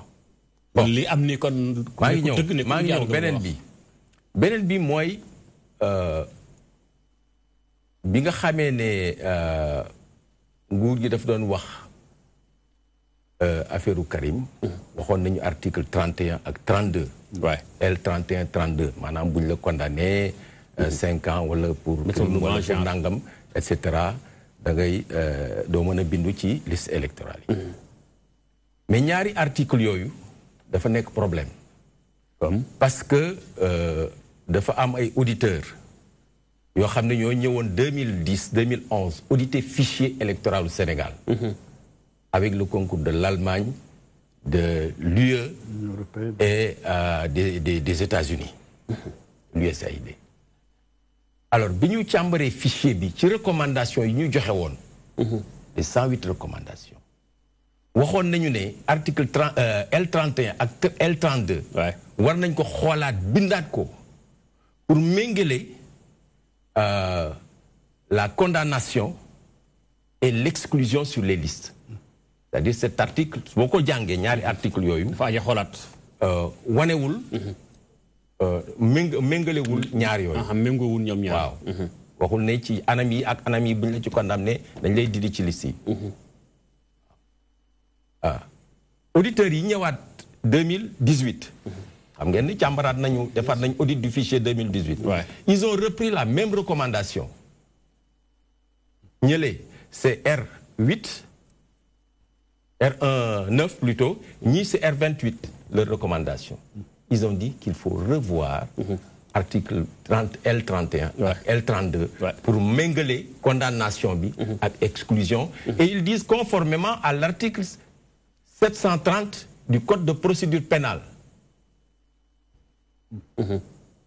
Donc ils sont très clairs et précis. Voilà. Alors,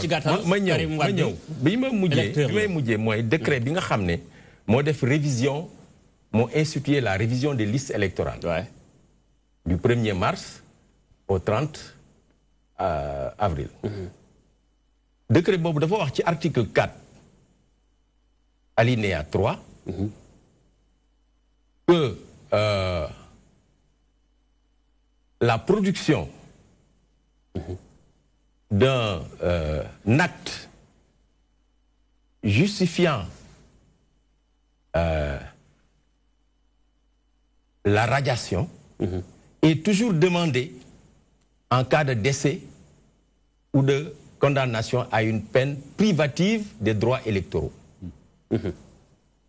Décret bi ma lay wax mars bii rek lañ ko jël. décès ñuy réviser. wala condamnation. waaw décès wala condamnation. La production d'un acte justifiant la radiation est toujours demandée. Autrement dit, moi, article 730 du Code de procédure pénale. D'abord, le greffier, toujours, vous le condamné à une peine privative de tes droits électoraux, il faut voir l'acte à l'autorité électorale pour radier le.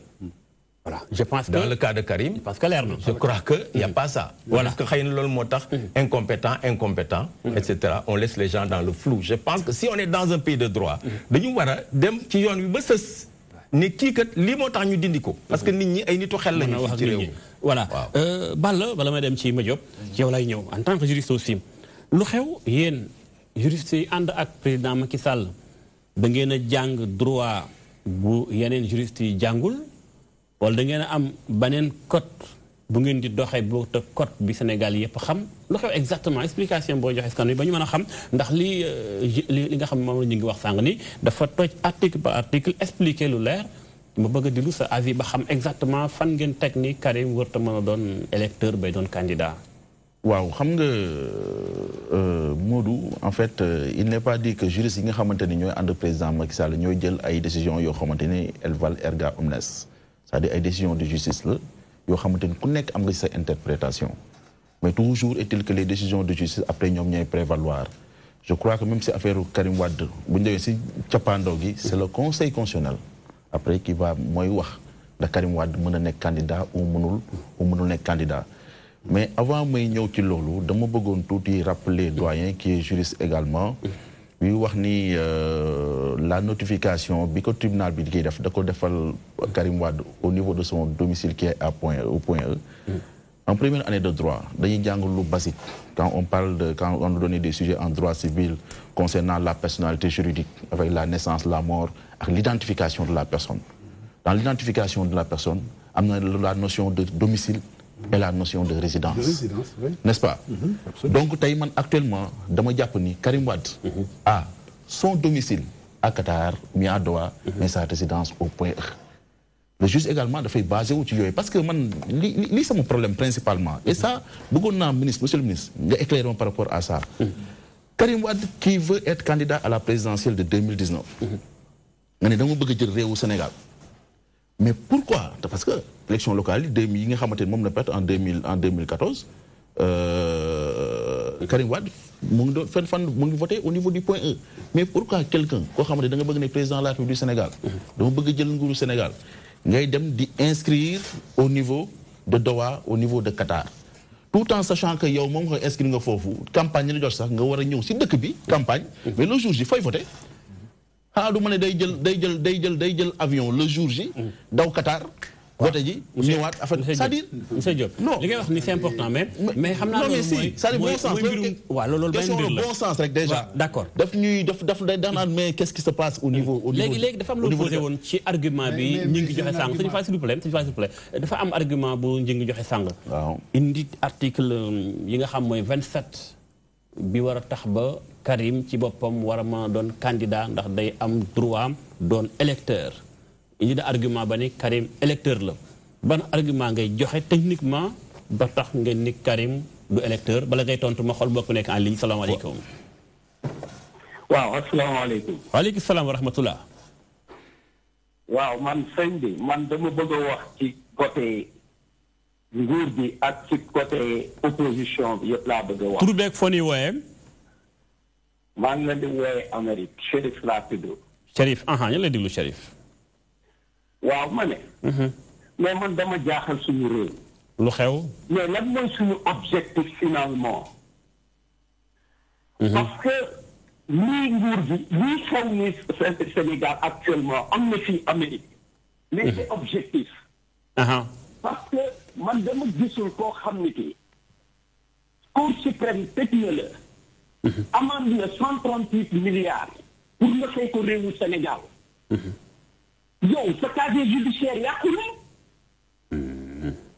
parce que man fekk fu may dem ci adduna bi buñ la jàppee buñ la tëjee 6 mois appartement sax mënoo koo am appartement booy dem di ko uti sax problème la mais naka la ñu mën a tëj ay nit ba pare ñu ñuy wax ni ñooñu ay candidat la ñuy doon te amatuñu casier judiciaire bu leer man loolu laa comprendre si ñu mënta féete ñoom seen combat yi c'est un faux combat bi ñu waroon a xeex mooy comme dañu ne président Macky Sall dafa am lu ñu làq ñooñu dañu waroon wàcc ci mbedd bi ñu ne ñooñu ñu làq ngeen leen yóbbu ci justice ñu atte leen kooku c'est un combat valable mais yow nga wax moom parce que président yëpp ci àdduna bi Donald Trump mi ngi nii Joe Arpaio tëddul benn fan kaso dañ ko condamné 3 ans bi mu jëlee nguur gi dafa ne gracier na ko foofu fépp la am ci adduna bi pour président ñu protéger seeni mbokk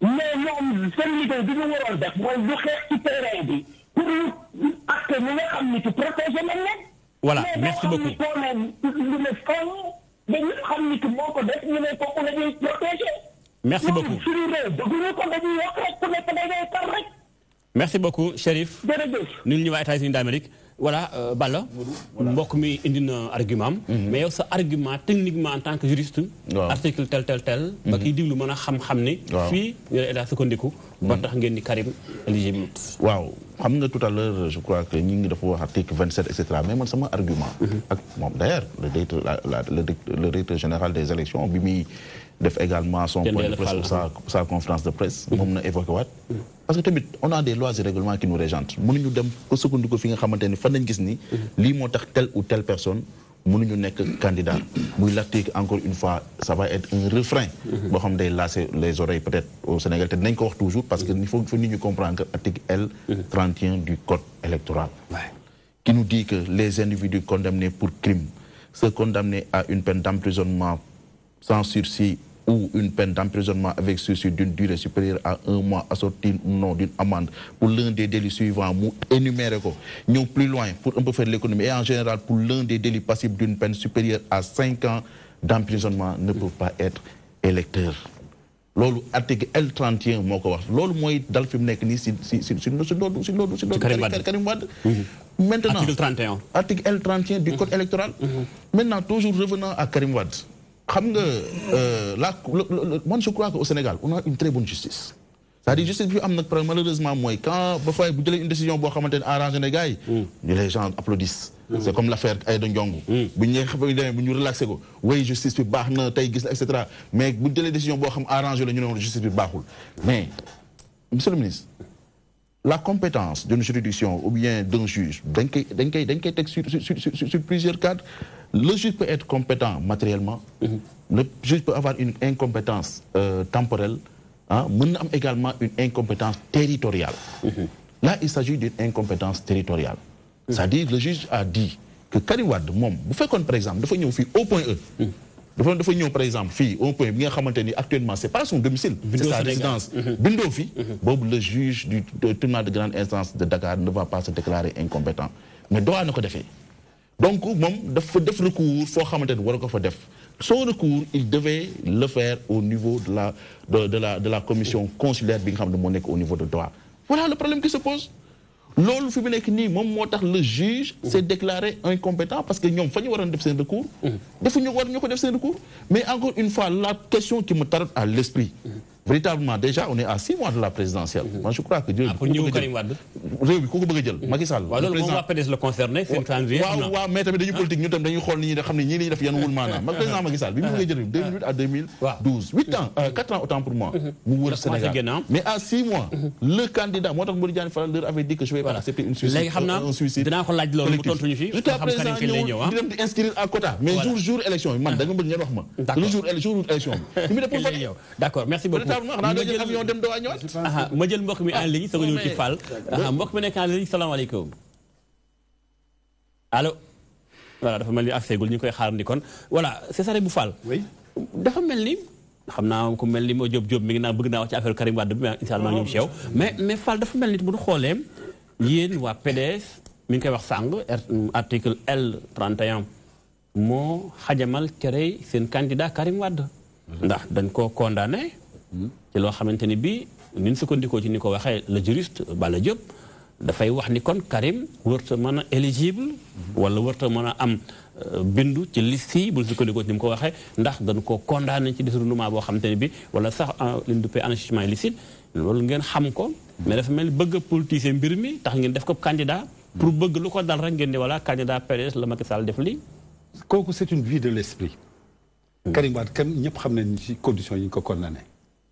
parce que Karim Wade bi mu jógee ci fonction yi nga xam ne bii moom lañ ko dénkoon au niveau de l'État mën nañu wax ni jël na fonction yu bare waaye IGE contrôleur d'État yépp jaaraat nañu fi mu jaaroon pour seet ndax am na luñ fa luubal wala luñ fa dindi jëlewuñu fa dara Karim Wade li ñu ko condamné mooy li nga xam ne bii mooy nu mu tuddati le tribunal là que tout le monde addina bi yëpp condamné ko muy CREI mooy tribunal boo xam ne bii du respecté ak yelleefu doomu aadama tribunal boo xam ne bii day jël décision te décision bi kenn amul droit def ci appel donc tribunal boobu li ñuy condamné Karim Wade moo di nee nañu yaakaar nañu ni Karim Wade xaalis bi mu yore wala ñoom ñu yaakaar ni yore na ko xaalis boobu lewul daf ko luubal ci alal réew mais ñoom wër nañu fi Karim Wade nekkoon yëpp gisuñu fa dara ñu jóge ci loolu ñu def ay commission rogatoire dem nañu Singapour mais am na xaw ma 45 milliards yi fa nekk fekk ñu fa dërëm bu yàggul Monaco condamné nañ leen parce que duñu jël ay compte jàmbur ni compte Karim Wade la moo leen ko dénk ñu condamné leen ñu dem Bruxelles ñu condamné leen ñu dem France ñu condamné leen ñu dem Nations Unies condamné leen ñu bëgg def appel ñoom ñoo mujj daw dematuñu donc Karim Wade kii doon wax léegi laa bëgg tontuwaale ni que ci li nga xam ne bii moom lañ ko dénkoon ci liggéey Sénégal corps de contrôle yi fa jaar yëpp gisuñu fa 1 franc mais ñoom nee nañu Karim Wade ba tey daal am na loo xam ne luubal la ko te moom kii moo tax ñu jël condamné ko à 124 milliards de francs d'amende boo xam ne bii reposé wul sur dara. 124 milliards yooyu ils l'ont fait à dessein comme ak Khalifa Sall yooyu ñoom dañu am seen plan boo xam ne dañ ko laal bu yàgg.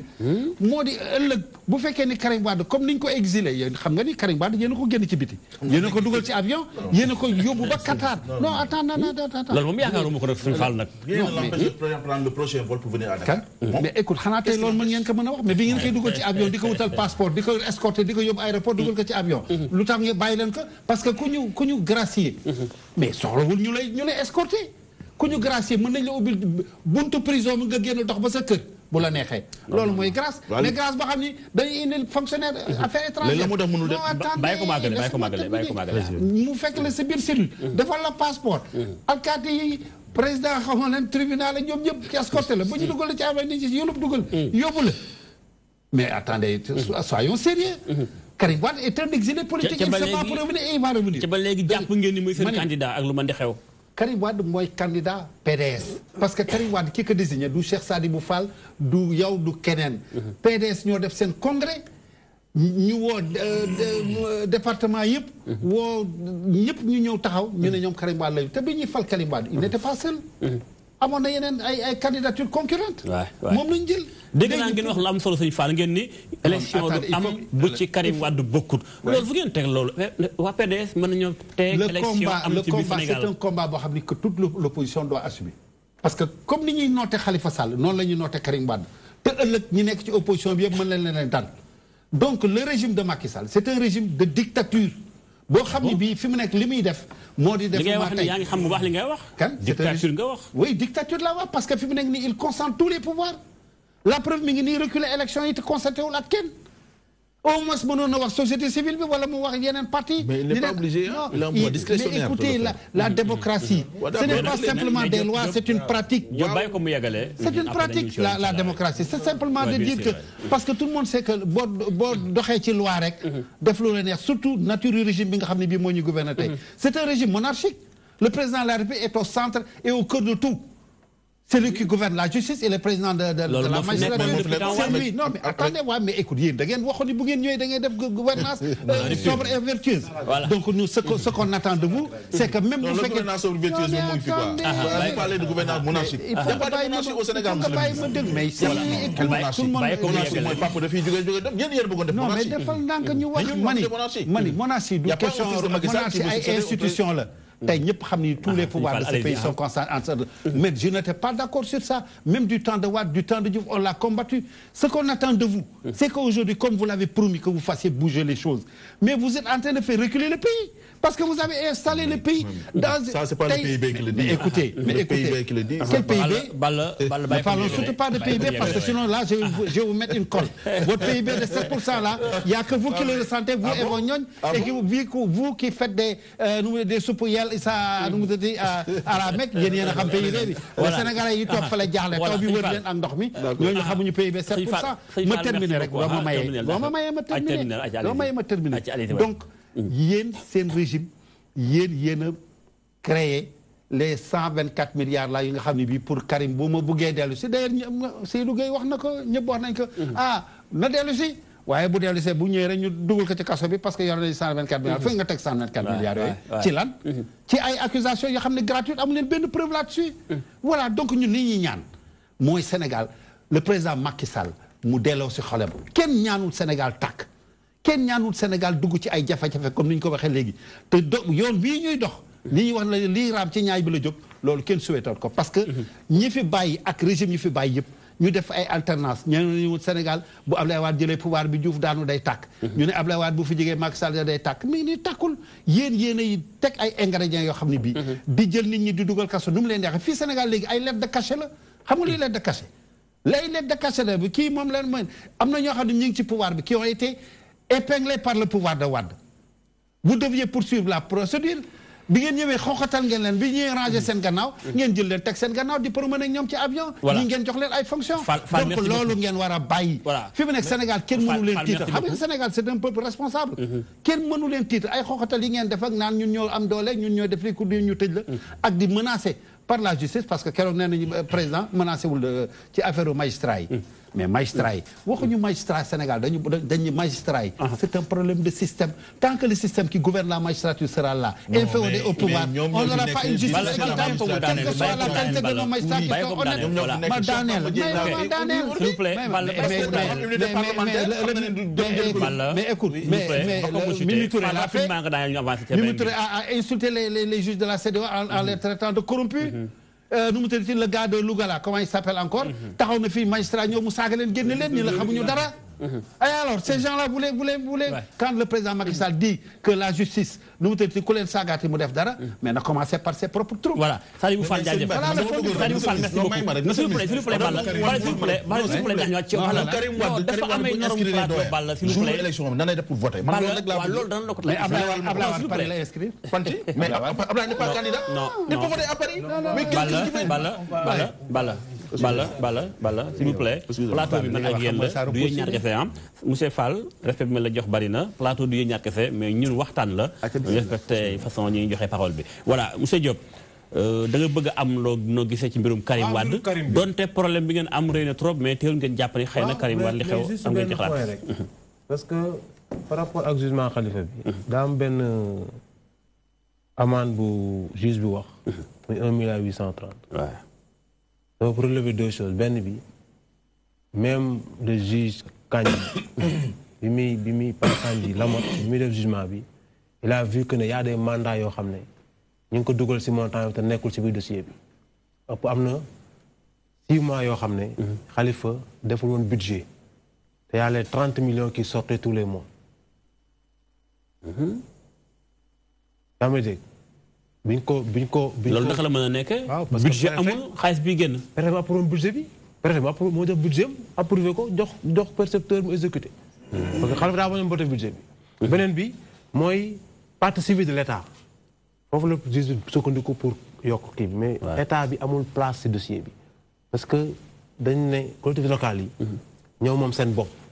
dañuy administré wu librement. mais état bi tam mi ngi surveiller aussi. d' accord état su muy contrôler mooy si préfet wala sous préfet. ba pare xaalis bi nga xam ne ville da ko dépensé. xaalisu ville du xaalisu état. état fonds de concours lay joxe. xaalis état mooy xaalis askan wi. déedéet bokkul. état da lay jëncal mais moomu ko. amul état moom amul collectivité locale moom ay taxe propre la. collectivité locale. donc xaalis bi exclusivement ville de Dakar moo ko moom parce que dépenses diverses la jëm. fonctionnement. xaalis état lu jëm fonctionnement. émission lañ lay jox dañ lay wax foo koy dugal. suñu émission mi ngi jëm ci jeex. situation bi ngeen toll nii lu ngeen nar a jàpp ni mooy seen combat. beneen bi mooy affaire Karim Wade. gis nga kër yi moo amul sens. xamul tax. dama lay topp. lubal nga nangam. mais yaay uti preuve yi indi ko. fan la am dama lay topp. ma jóg dama lay topp nangam. mais ki lay topp kay. ma war uti ay preuve indi ko. mais yow luubal nga nangam ak nangam ak nangam mais yow yaay def uti preuve indi ko. nga jàpp jaaduwul. yow fu caaxaan la deuxièmement yow su fekkee dañ laa topp. atte la amatoo droit def benn recours. benn nit rek bu nee tëj nañ la c'est fini. xam nga la mooy danger bi extrêmement suñu état fi mu toll. procès bu ñu am en dehors de notre pays dañ ko perte. kon war nañ xoolaat suñu juridiction réew. laaj naa sànq ni la pour nga jeexale foofu daaneel fi lu ngeen jàpp ni mooy solution ci kaw Khalifa Sall nii ñu ngi naan xeexu politique la naan noonu lay génn ci mbedd mi la. xam nga kaaw Khalifa déjà sax gars yi génn nañ ci mbedd. Macky Sall wax na ko démb. gis naa ko muy fecc ci télé bi. di tëkku nit ñi. di ne tëkku koo xam ne mënuloo ko dara. ñu caaxaan la. mais moom dafa fàtte ne. ba mu amulee benn pouvoir benn doole yi. Wade bu ko tëj daa daw làq na ju Tuuba. ñaan ndimbal ñaan njekk. Khalifa gëree la góor yàlla la du dàqu si kenn. keroog daw na uti Tuuba. suñu sëriñ si ñaan ko mu bañ. mbiru kii bi waa Qatar. koo ko téléphone rek ñu bàyyi Karim Wade mu génn. day wane ne état bi ñu am Macky Sall gëmul boppam dafa ragal ay adversaire am moo tax mu tëj leen. gis nga su fekkee am na fit. dafa war a bàyyi candidat yi ñu génn. merci beaucoup. tey li am solo daaneel incha allah ma koy jeexal. mooy si man. waay Khalifa dong mooy dëgg ci man. Macky Sall mii. su fekkee góor dëgg la. na libéré nit ñi ñu jàkkaarloo moom. voilà damay ñëw ci Balla. bala may dem ci ñi ngi jeexale ak moom ndax faaw ñu def benn appel d'apaisement ndax tension bi ci laa ngi baax ci élection yi jege si nam Balla bu ñu jëlee mbirum Karim Wade de mbirum Khalifa Sall boole ko ci benn say wi. mbaa nekkul ni daal da ngeen dem ba nekk léegi deux murs ndax li ngeen song ci ay mbir rëy na mel ni tiitaange moo ci lalu ragal ay opposants exactement parce que Sénégal la ñu jaaxle te dafa mel ni li ñu bari di wax naan dëkk bi léegi ni ma ko waxee sànq ci laa ngi baax ndax lii dana doon li participer ci dalal réew mi ngir kaaraange ak liggéey mën a am. bien sûr bien sûr luy dalal réew mi parce que tey par exemple gis nañ ni gouvernement baa ngi fonctionner les institutions fonctionnent il y a aucun problème à part pratiquement la maire bi nga Dakar bi nga xamante ni leur maire est en prison depuis pratiquement 1 an. séquestré par le président. waaw bu la neexee nga ne séquestré par le président ça c'est une position subjective bu la neexee nga wax loolu mais pratiquement il y a aucun problème dans ce pays n'est-ce pas dëkk la boo xamante ni je crois que même que le président même a voyagé il est parti vaquer à ses occupations pour lijjanti li muy lijjanti et cetera non mais non ma ne le président de la République c'est-à-dire a un agenda boo xamante ni bu fekkee par exemple am na des affaires yoo xam day am ci réew mi day continuer di gérer son agenda parce que problème askan bi ñoo ko soxal mais dama am un goût d'inachevé sur l'affaire Karim Wade mooy la question que je posais au doyen ministre. mënoo ma bàyyi loolu parce que loolu waa PS le concerné daal di gérer mais boo ko bëggee indi man sénégalais yu bëri dañ ma koy laaj damay dégg ba damay toog si grand place à Rufisque wax nit ñi mais ñoom dañ naan ñoom seen problème mooy Karim Wade bu inscrire à Doha xam nga fa nga inscrire fa ngay voter jour élection mais bésu élection bi moom bi nga xam ne dafa bëgg a jël réew mi mais fan nay voté nan nay def ba voté booy fekk na Sénégal yu bëri nga laaj naa président Macky Sall yu fal ci bopp réew mi moom kañ lay joxe justice bu indépendance magistrat yi ak dëkk bi ñëpp mais la justice mais la justice au Sénégal elle est indépendante on a de très bons magistrats des magistrats chevronnés mais ça je le sais mais Fall s'il vous plaît bàyyi ko mu yeggale dañ toll ci daaneel émission bi ah bàyyi ko mu yeggale Fall. C'est d'excellents magistrats que nous avons honnêtes. Voilà. Des magistrats compétents. Mais c'est pas un problème de magistrat, c'est un problème de système. Voilà, le système. Voilà, le président est du Conseil supérieur de la magistrature, ministre de la Justice. Mais même si le président, mais quand même si le président est le président du Conseil supérieur de la magistrature, mais le Conseil ñoom ñooy réunir di def seen proposition après le président de la République, même les magistrats yi nga xamante ni. Bala may ma tuuti Sëñ Fall s'il vous plaît. xam nga dama la jox cër. mais man tam bal noonu allez-y. Voilà, donc pour Daniel, véritablement, moi je crois qu'au Sénégal, il y a la séparation des pouvoirs. Il y a la séparation avérée des pouvoirs. Et que pour de manière particulière, on a une très bonne justice. Une justice vraiment vaillante, sereine. C'est composé par de hauts magistrats, des magistrats de valeur. Ce qu'on doit faire, c'est les magistrats et puis respecter cette décision. Parce que les décisions, ñu bari ñu ngi wax naan magistrat président Sall na nga défendre est-ce que moom défendre la leen ndax moment bi nga xam mi ngi teg ay coom-coom ci yenn ay dossiers ñu bari gis ni dafa am ku am ndey ku mu amul ndey ndax dëgg-dëgg ba amoon indépendance de la justice dana nekk naan dossier bi maa ko tëyee ak maa jàllale bale. xam nga ay dossier bu ñu teg ku ak affaire demee waxu gaay la rek. waxu politique la mais véritablement xam nañ ni fii Sénégal véritablement en tout cas parce que faut rapport il faut quand même ñu wane loolu c'est le système et ça peut-être mën nañ si réfléchir dans l'avenir le parquet est toujours relié à la chancellerie mais il y a les magistrats du siège qui sont là autonomes inamovibles ba pare ñoom dañoo indépendant di jël ay décisions en toute souveraineté n'est-ce pas gis nañ ko si l'affaire Khalifa Sall si l'affaire Karim Wade gis nañ ko même sur la décision qui a été prise par la CEDEAO ñu am un magistrat Demba Kandji que je salue au passage vraiment qu'il a été valeureux jël décision en toute indépendance et en toute bien entendu impartialité ñooñu véritablement dañ leen war a sargal dañ leen war a véritablement delloo njukkal mais pas di leen critiquer di leen saaga encore une fois ça c'est normal merci beaucoup léegi monsieur Gningue yaa fi nekkal askan wi nga xam ñoom fër ñu feeñ ci wàllum politique waaye cin li baax na ci bépp boor ñu bare ngi wax ni Sénégal fu mu jëm ndax ñi ko seq opposition pouvoir kenn ku ne ngi xam yéen lu ngeen di lancer comme message. waaw dama bëggoon balaa may lancer message bi. leeral question bi répondre un peu à la question bi mu posé sànq. alors bu fekkee ne bi Karim mi ngi Doha. Qatar. mën nga nekk foofu inscrire ci sa commune. ba nga dëkkoon. kon code électoral bi wax na ko de façon très claire. su fekkee ne bii sa résidence la mas nga fa dëkk plus de 6 mois wala say waajur fa la ñu dëkk wala fa nga juddoo mën nga inscrire fa ne nañ la verser point E bu wote jotee nga ñëw voter foofu. Est-ce que ça veut dire du point de vue contentieux s'il y a un contentieux en ce moment su fekkee loolu la def à ce moment il peut bien saisir le tribunal d'instance de Dakar su fekkee loolu la def man je ne sais pas ndax loolu la def voilà non c'est pas attends on vient parce que débat bi comme l'air waaw mais attends c'est pas attends dafa ndànk comme débat bi man damay je donne les hypothèses parce que nit ñi déglu aussi di seetaan dañu bëgg a am lu leer ci seen xel waaw alors su fekkee loolu la def am na droit pleinement saisir le tribunal d'instance de Dakar mu fekkee dañ ko dindi ci liste yi mu ne waruñu ma dindi su fekkee nag dafa inscrire Qatar ne nañ ko def ci liste boobu day voter foofu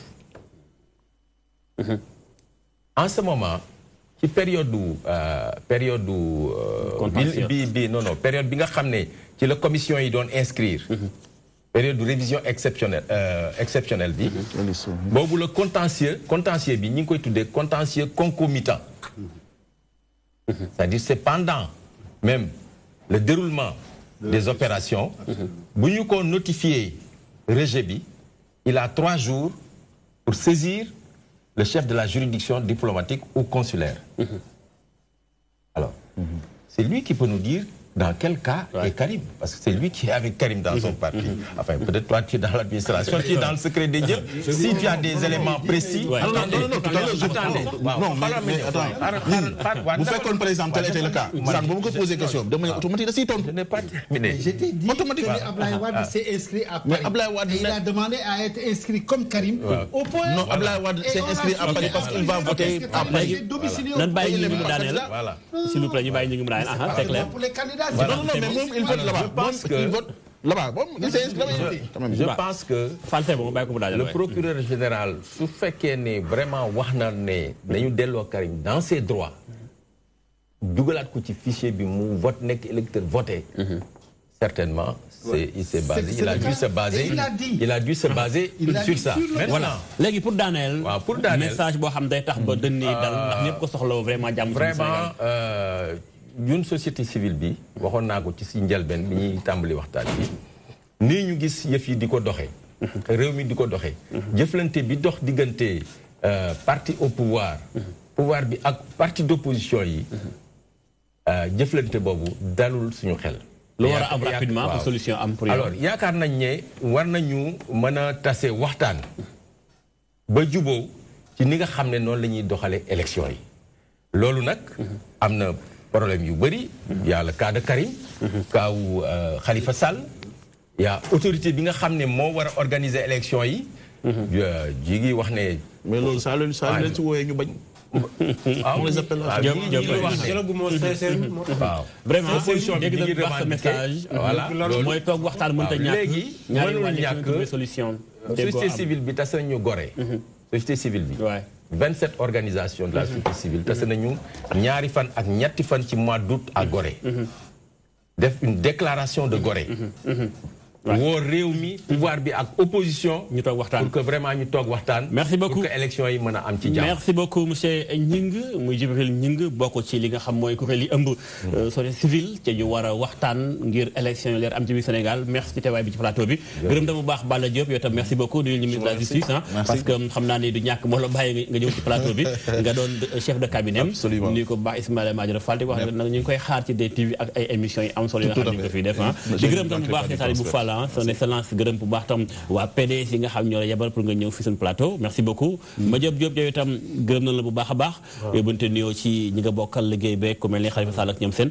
kon mi ngi noonu yéen itam askan ñu bàyyi xel seen télévision DTV jaa ngi jëf ci ànd beeg ñun incha allah beneen ajuma beneen sujet ak yeneen i gan ñu ngi di ànd ak suñu programme ci DTV merci beaucoup jaa ngeen jëf merci beaucoup monsieur Fall merci